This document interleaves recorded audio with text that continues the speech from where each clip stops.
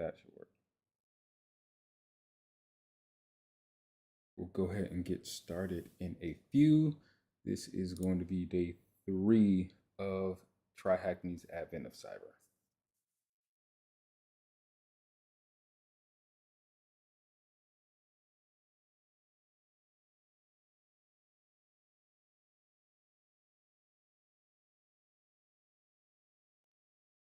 All right, everyone, welcome to day 3 of TryHackMe's Advent of Cyber.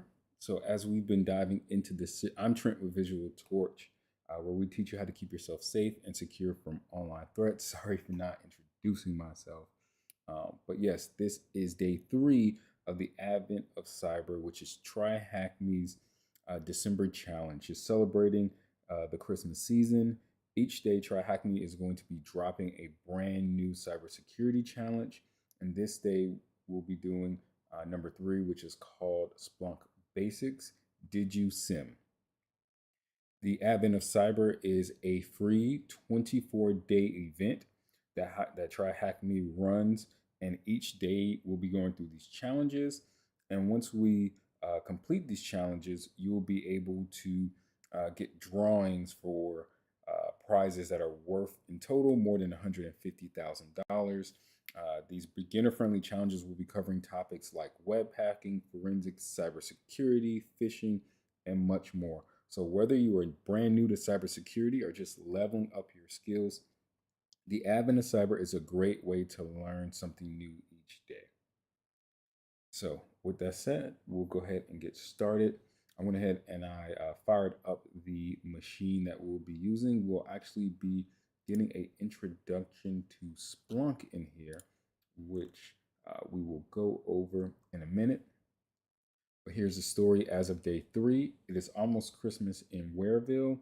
The team of the Best Festival Company is busy preparing for a big celebration. Everything is running smoothly until the SOC dashboard flashes red. A ransomware message suddenly appears. And it says that they're under attack. They want 1,000 HopSec coins for McSkitty, or Sockmas ends tonight.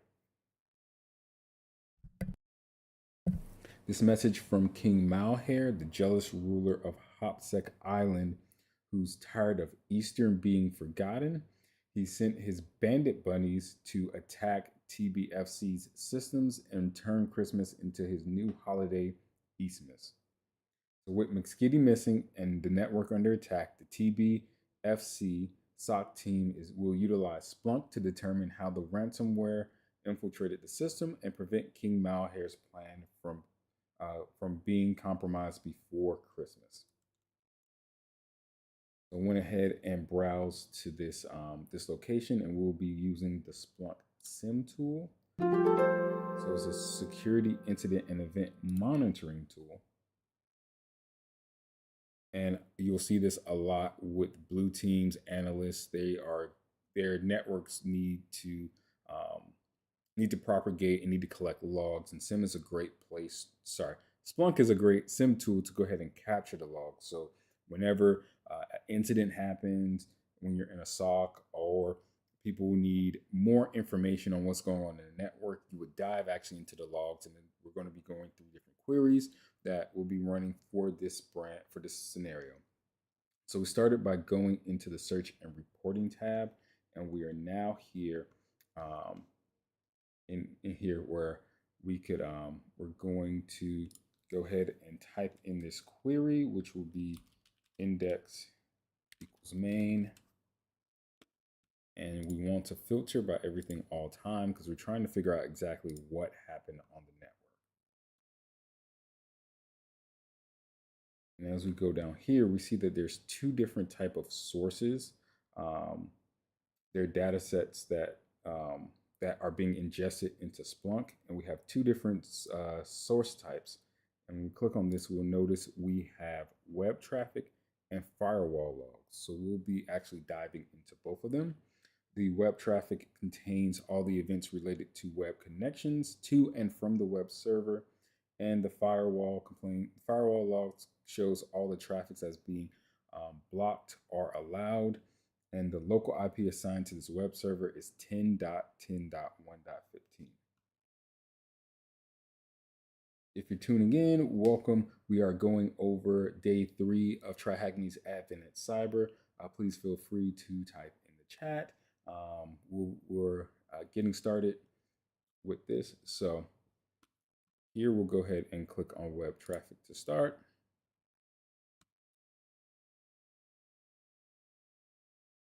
And we will go ahead and open up this first one. So we can see there's several different things in here. So it starts with the search query. And that's where we put in the main index that we're tagging, and we looked for the source type of web traffic. And we put in the date range set to all time, just so we can see everything that's been happening since Splunk has been ingested logs, but we can always dial that down to 24 hours or whatever it is. So in point number 3, which is up here, this is the timeline. So it's a histogram of the 17,172 events that occurred over the time, and it shows that we had successful daily log collection during this time. And then the next one is the selected fields. There are stuff that are going to be able to displayed in the summary column of the event list. And then we have section 5, which is the interesting fields. So Splunk has automatically extracted or manually added these fields, and they're mostly preticks with the pound symbol, and are automatically generated by Splunk's time commands, like the date and hour, for example. We have the presence of user agent. We have the presence of path and client IP, which is up here. And then the 6th one shows the section that we parsed all the details of a single event. So when we clicked on this, these are everything that we're getting from that event. So we're actually going to go ahead and scroll down, and we're going to start getting into visualizing the timeline itself. So Splunk works with queries. So we're going to go ahead and take this query here, this source type equals web traffic, and we're going to pipe out the span chart to span equals 1 day count.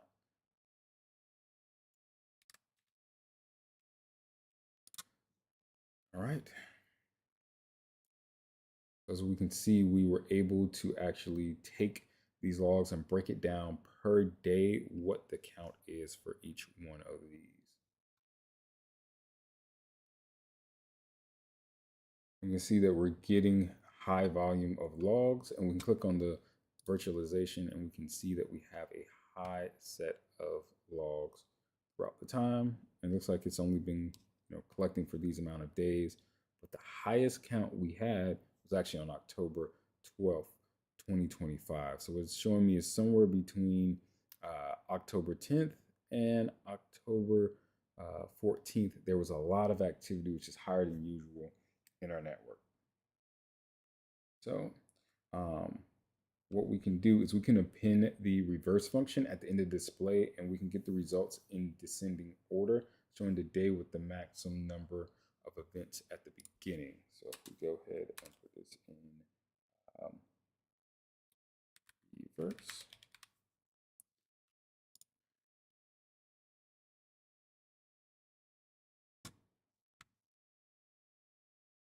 Go over to the statistics.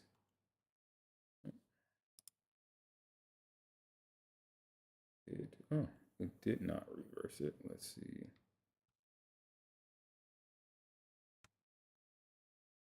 One day count pipe. Oh, we forgot to sort the count.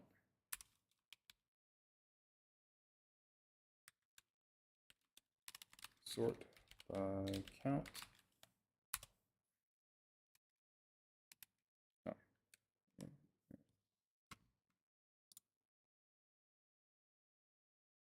Now we can see that the highest number that we had was 2267. So they did go ahead and block out the actual answers we will be answering. There are questions down below. So now we know that we have an anomaly happening within these set of days, like we said. We between the 13th, between the 10th and the 14th, we had a lot of activity. So what we're going to do is we're going to go back to the events tab, and we can actually see, we're going to take a look at what our user agents has captured. So whenever you have a SIM, things that ingest automatically, you're going to have these agents that run on the actual computers or workstations, and they are going to take all the logs and pull them into Splunk or whatever SIM you have. So in this, we are going to click on user agents because we want to see what the users pulled.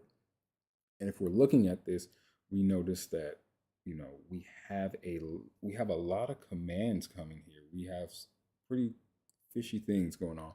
We see a lot of things are happening from Mozilla, iPhone, Windows, Macintosh, but we do see that we're getting some wget commands being ran, some curl commands, zgrab is being done. Looks like there's an automated SQL injection going on, and also a SQL map that is being ran. So this is pretty interesting. You'll notice and say, hey, these things are unusual for happening in my environment. And you can go ahead and start actually investigating what is going on. So what we can do is say, all right, we see these events. Let's figure out what client IP are these happening on. And we click on this, we're like, wow, this .55 address, this 51.100.55 is having an unusual amount of 7,876 events going on. So we will need to investigate that. We need to write this down, take note of this IP address. And the third thing we're going to do is we're going to examine the path. And we're going to try and figure out exactly where have they been trying to get to. And the biggest thing that stands out right here is this Etsy password, and they're trying to download looks like the password file. So a couple days ago we noticed that it was pretty weird in day one when they were trying to actually read the Etsy shadow file, and now they're trying to download the actual password. What we're going to do is actually we're going to I'll take it back. Those Mozilla and Firefox requests we found were actually normal web traffic, so we're actually going to take those out. So we know that King Malheur bunnies use scripts and tools and not standard browsers. So let's exclude some common user agents from the query, and that will remove all the legitimate user activities and only show us the suspicious ones. So we'll go here and we will put in this new query up top.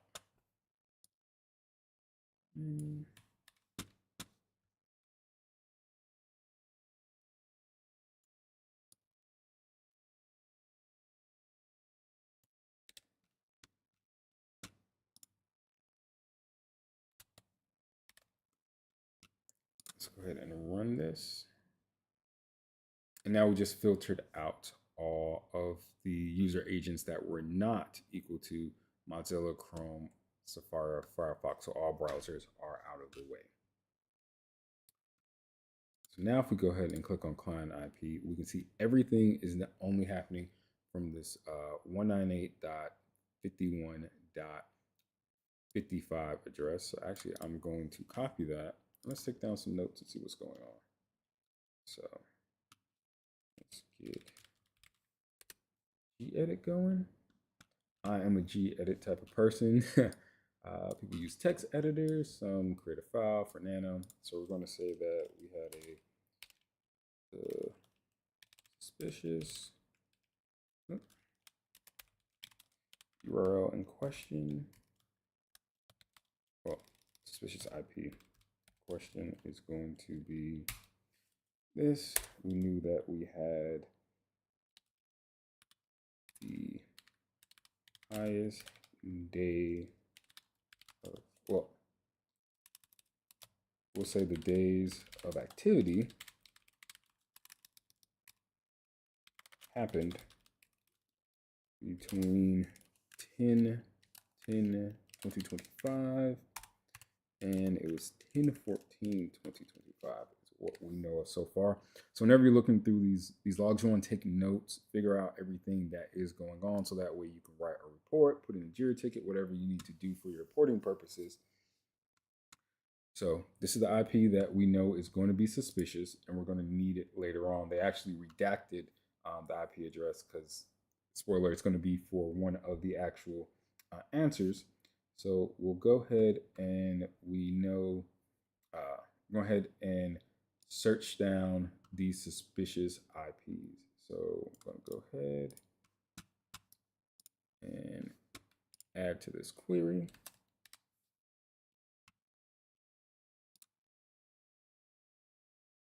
Now it all filters down that we have this one IP and we have 7,876 events that happened.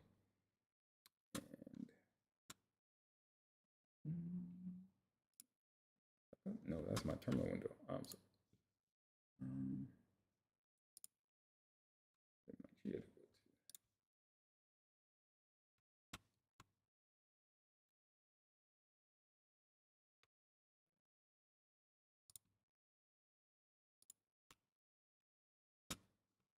Where did you go to gedit? I don't know what I went to. Oh, that's also a problem. Sometimes it's just randomly been liking to hide so far. Put it on a different notepad.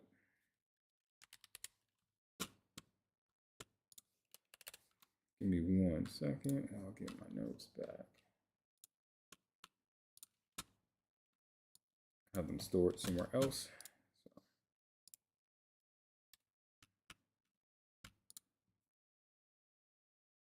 Then watch, I'm going to find my gedit right after. So we have this IP address here, and we know that we had all those events that it came through. So it's telling us that in the search query, the tag in the sort tag count will will sort the result based on the count in reverse order. So it's the same thing as using the reverse function. So let's go ahead and actually trace and see what happened with this malicious IP. So let's start seeing if they did any type of reconnaissance work. That will actually be the first thing that people do when conducting a pen test or red team activity or any malicious activity. They need to find out exactly what is in the environment, what could be vulnerable, what services are running. So you'll notice that people say run things like Nmap, port scanning. This is what the reconnaissance portion's at. You don't know how to attack something if you don't first scout it out. So we'll go ahead and put that other IP back in here. Oh, it's right there. I had it saved somewhere. We'll go ahead and now search. And now we can see that all of these things are going on.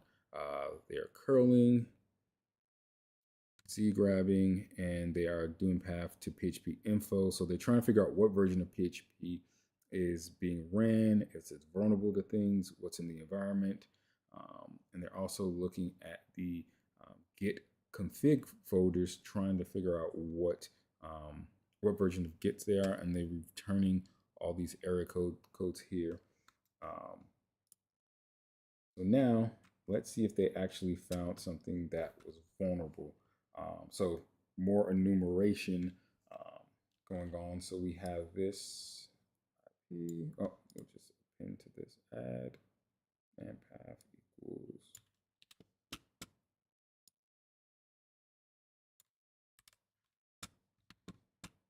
So we're looking for them, trying to find any path. Are they doing any type of redirects going on? So that is duplicate.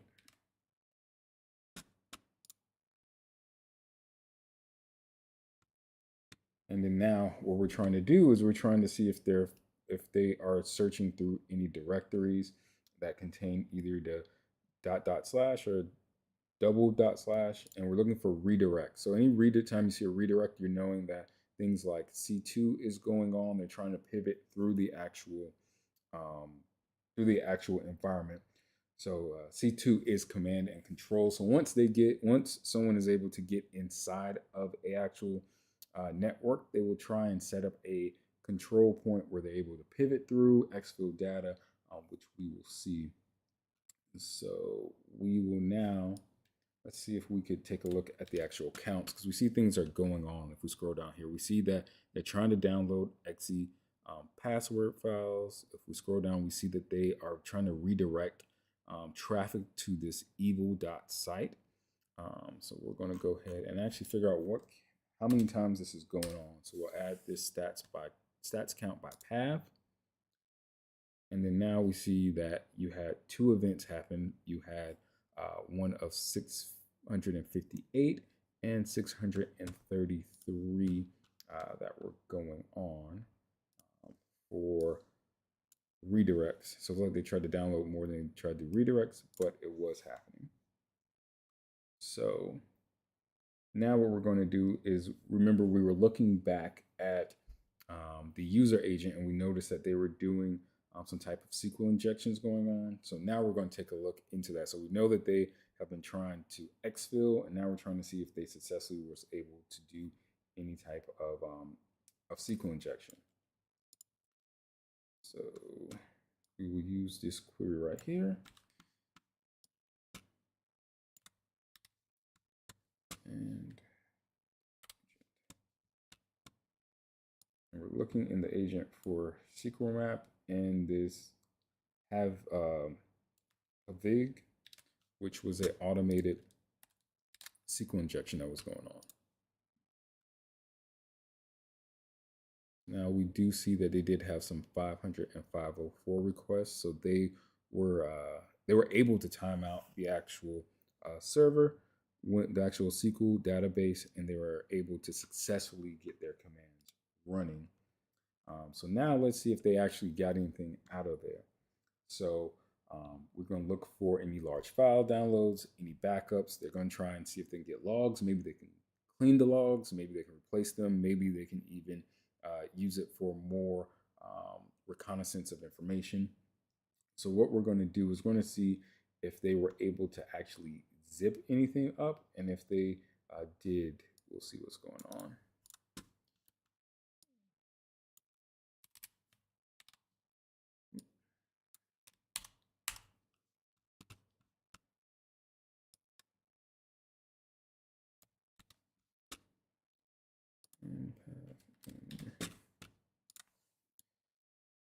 Okay, so as we're looking through here, they were able to actually get to logs. So there were tar logs. They did gunzip the logs. And we can see here that there were curl commands, there were wget commands, and there were zgrab commands going on.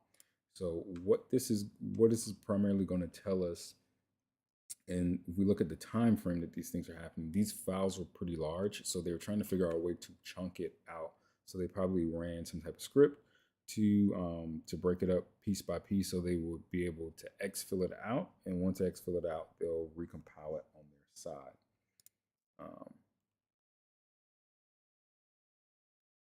So we do see that they were able to archive logs and config files, which means they're trying to probably store us twice. And in the logs, we identified things that were related to bunnylock and shell.php. So what we're going to do is we're going to look for those actual instances in this in our logs. So client IP.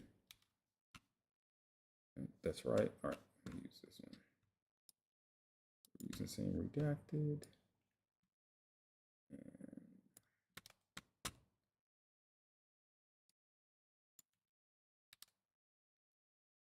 And we're also going to look at status.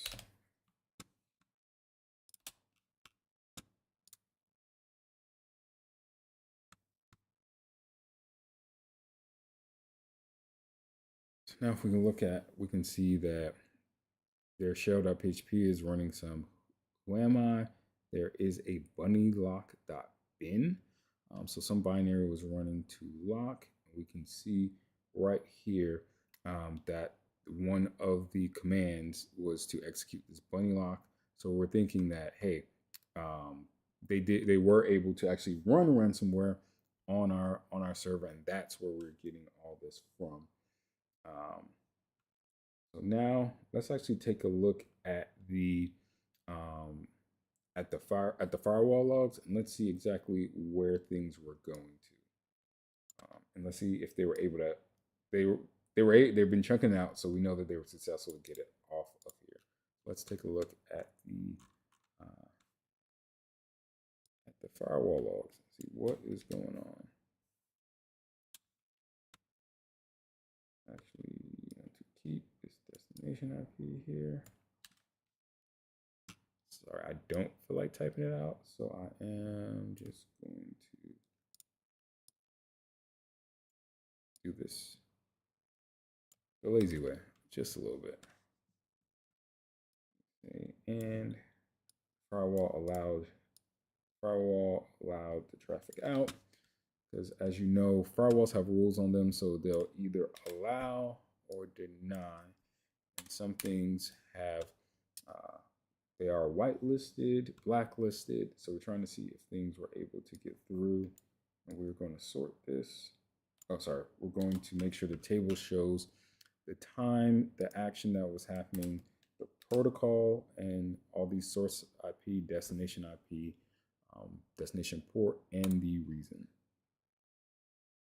So now we see that there was an allowed TCP connection from the client server, from the compromised IP server, and it went out to the 198.51. That's the one that we notice all the activity from, over 8080, and the reason is C2 contact. So they didn't really name it too hard for us to find. So if you're doing a red team activity, you want to make sure you're blending in with things that are normally the in the environment, so that way it doesn't stick out this fast. So this query proves the server immediately established an outbound connection with the attacker C2 on the suspicious destination port of 8080, and the action was allowed and through the C2. So this was a malware communication channel. So now what we're going to do is we want to figure out how much data did they actually get out with. So we are going to take a look at the firewall logs again. We have the action equals allowed. Just see what I have to change. And let's just take the status of the bytes transferred, and we're going to do it by source IP.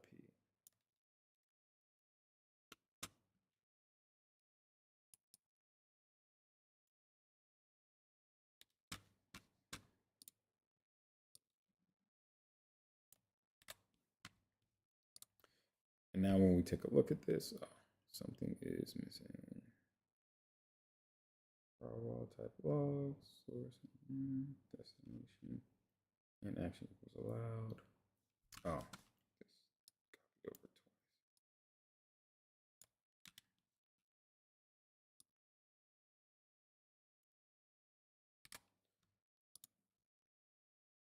So now we can see that we had 1,200 1,261,000, sorry, 100,000, 126,167 bytes that was transferred. So it's a high volume of data that was transferred from the C2 server. So if we want to do a conclusion, we can identify that the highest volume of the malicious web traffic happened from external IP. It wasn't one of our 10 dot traffics. So we followed a clear progression through the web traffic, and then we were able to probe that they initiated curl and wget commands to configuration files like the dot environment file, and they were testing path traversal vulnerabilities. And once they were able to get there, they were able to use SQL map and agents to do payloads, and they delivered the payloads to be able to run their bunny lock.bin via a web shell, and then they were able to pivot the firewall logs. Then the pivot to the firewall logs that we did proved that they were able to actually exploit and move off the information. So, and we got the outbound connection, the C2 connection to their attacker IP.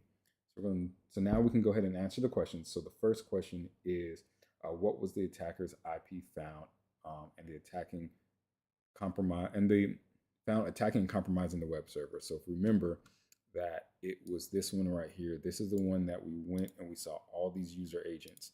Like, this is not good. So we go ahead and put this in. We can check this, and we have our correct answer. So what day was the peak traffic for the logs? So that was, if we go back up here, we can just run the queries again so everyone remembers. It should be the 14th, I believe we were at. So if we go back up here,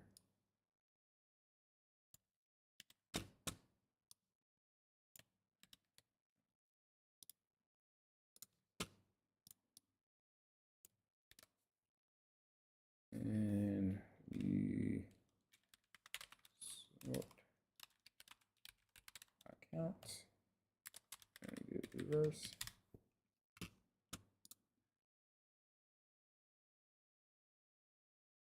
Oh, sorry, it was the 12th. So this is the date format that we will need. That we will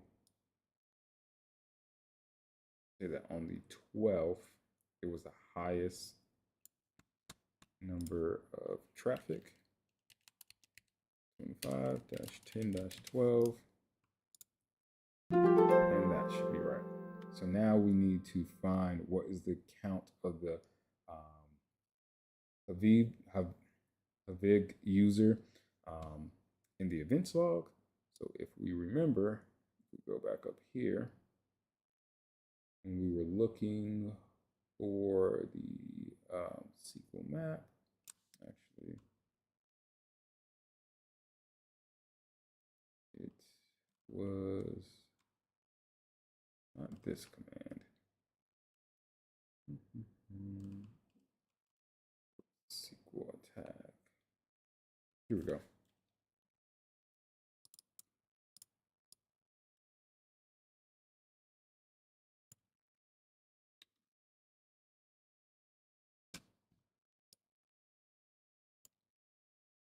So we put this command in.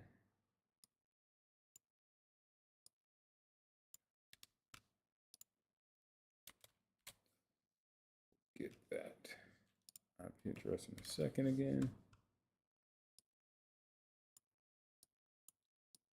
Just copy the whole thing, but actually what we're going to do is we don't care about the about SQL map anymore, because we just want to look at this user, and my IP for that was here.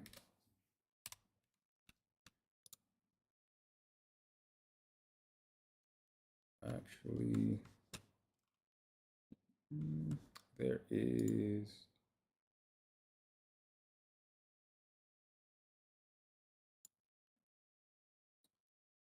do this right. User agent in status path, and it should be the question was what was the count? Oh. The count is right here, actually. Statistically, we have 993 events. We'll go back and we'll say that there was 993 events. And then now we're trying to say how many traversal path attempts to access sensitive files on the server. So path traversal was all the way back up here. And that was when we were looking at the dot slashes. So we can go ahead and, I'm sorry, this is the one that I actually wanted to take out, the redirect. Oh, it's this one right here, actually.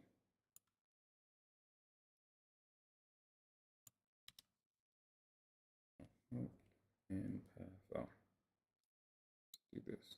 This is what will give me the count. Sorry about that.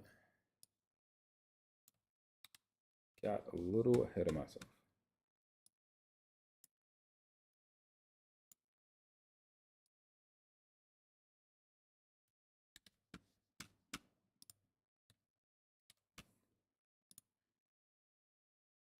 So here, the path traversal would actually be this one right here for the Etsy shadow. So it's the 658.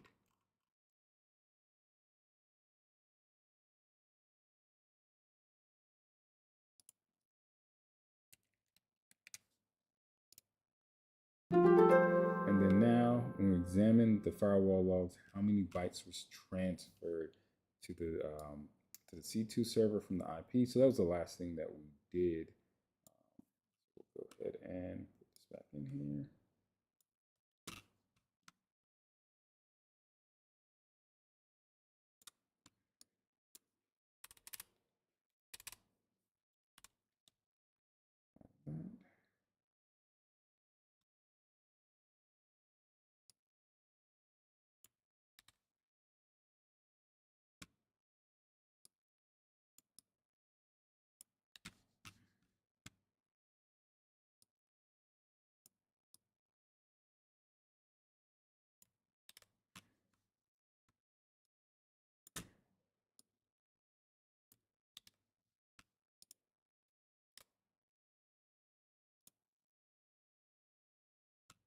I think that kind of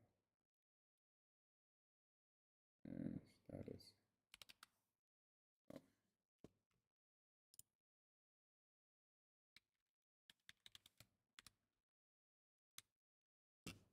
If we put this way, it will work. Type logs. Type something wrong. Oh, there's an extra S on source. And then now we have this number right here. So if we put 126 167, check that. We now have the actual correct answer. So we went ahead and we completed this. I will go ahead and click check so you can see what happens. Now the link is complete. We did it. Do want to thank you all for walking through this with me. So we beat day 3.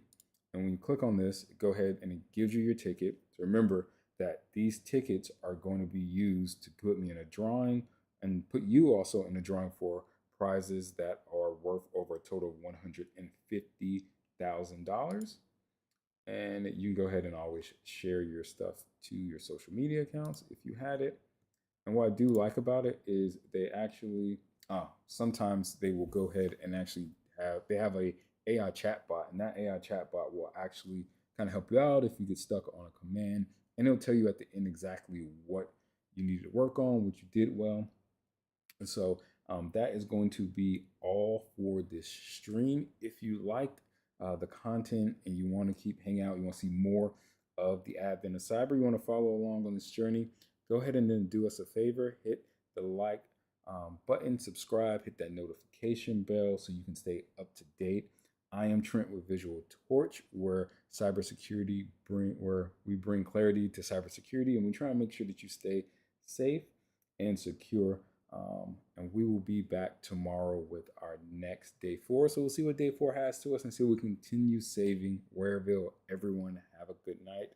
I'll see you tomorrow.